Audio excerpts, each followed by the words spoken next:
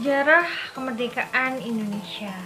Nah, sejarah kemerdekaan Indonesia ini dimulai ketika proklamasi kemerdekaan Indonesia dibacakan, yaitu pada hari Jumat, tanggal 17 Agustus tahun 1945.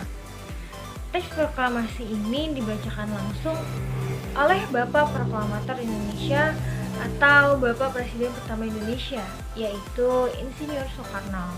Nah, hal yang melatar belakangi pembacaan teks proklamasi dimulai atas menyerahnya Jepang terhadap sekutu, di mana sebelumnya Jepang pada tahun 1944 telah mengumumkan bahwa Hindia Timur, yaitu Indonesia, diperbolehkan merdeka di kemudian hari.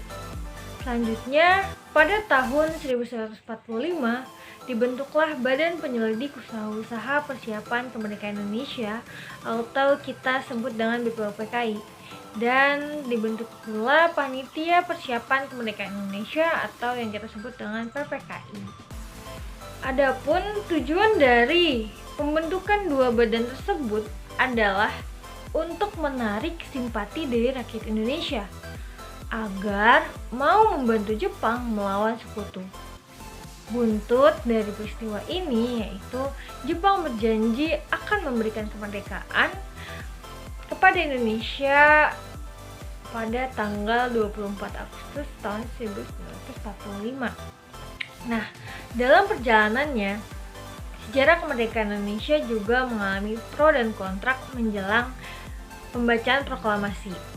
Nah, pro kontra ini terjadi antara golongan muda dan golongan tua. Golongan muda menganggap bahwa golongan tua terlalu konservatif, sebab mereka menghendaki pembacaan proklamasi harus melalui PPKI dan sesuai dengan prosedur yang telah dijanjikan oleh Jepang, yakni pada tanggal 24 Agustus tahun 1945. Di sisi lain, golongan muda menolak jika proklamasi harus dilaksanakan melalui PPKI. Sultan Syahrir yang termasuk dalam golongan muda merupakan tokoh pertama yang mendesak Soekarno-Hatta untuk segera melakukan proklamasi. Hasil rapat yang dipimpin Hairul Saleh tersebut memutuskan bahwa kemerdekaan Indonesia tidak harus menggantungkan pada pihak lain dan merupakan hak dari rakyat sendiri. Nah, meski keputusan rapat yang menjadi bagian sejarah kemerdekaan Indonesia itu telah disampaikan pada Soekarno dan Hatta, mereka tetap bersikeras dengan pendiriannya, yaitu proklamasi harus dilangsungkan melalui PPKI. Kemudian, setelah perbincangan yang sangat panas tersebut, terjadilah suatu peristiwa, yaitu peristiwa Rengas Dengklok, penculikan Soekarno-Hatta ke daerah Rengas Dengklok untuk berbicara dengan golongan muda lain. Nah, setelah terjadinya peristiwa Rengas Dengklok, membuat pemikiran Soekarno-Hatta sedikit demi sedikit berubah, dan pada akhirnya mereka menyetujui agar proklamasi kemerdekaan harus segera dibacakan. Setelah kembali ke Jakarta, mereka menuju kediaman Laksamana Maeda untuk melakukan perumusan teks proklamasi. Hatta dan Ahmad Subarjo didapatkan rumusan teks proklamasi yang langsung ditulis tangan oleh Insinyur Soekarno. Setelah dirumuskan dan disahkan, pembacaan proklamasi dilakukan pada tanggal 17 Agustus tahun 1945. Para pemimpin bangsa dan tokoh pemuda sepakat untuk memproklamasikan kemerdekaan bangsa Indonesia.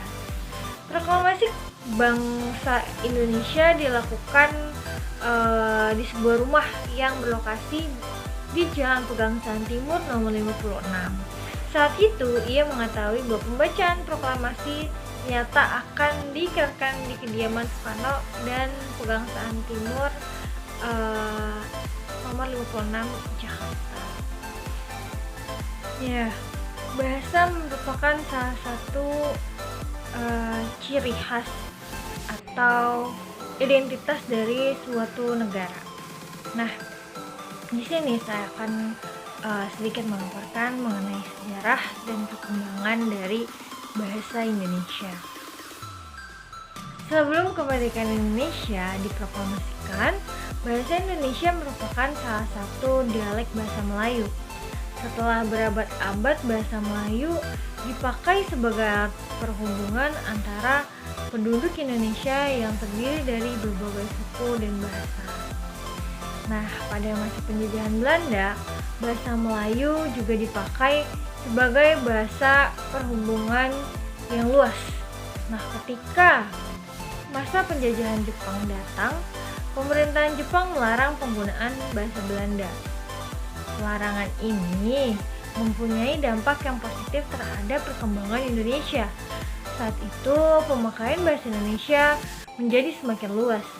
Bahasa Indonesia dipakai dalam berbagai aspek kehidupan, termasuk kehidupan politik dan pemerintahan yang sebelumnya lebih banyak menggunakan bahasa Belanda. Nah, setelah kemerdekaan Indonesia diproklamasikan pada tanggal 17 Agustus tahun 1945, pada tanggal 18 Agustus 1945 ditetapkan UUD tahun 1945 yang di dalamnya terdapat pasal yang menyatakan bahwa bahasa negara adalah bahasa Indonesia. Pernyataan dalam pasal tersebut mengandung konsekuensi bahwa selain menjadi bahasa nasional, bahasa Indonesia juga berkedudukan sebagai bahasa negara sehingga dipakai dalam semua urusan yang berkaitan dengan pemerintahan dan negara. Pada masa kemerdekaan, bahasa Indonesia mengalami perkembangan yang amat pesat. Setiap tahun jumlah pemakaian bahasa Indonesia semakin bertambah. Perhatian pemerintah Indonesia terhadap perkembangan bahasa Indonesia juga sangat besar. Mungkin itu saja dari saya. Kurang lebihnya mohon maaf. Wabillahi taufiq wal hidayah. Wassalamualaikum warahmatullahi wabarakatuh.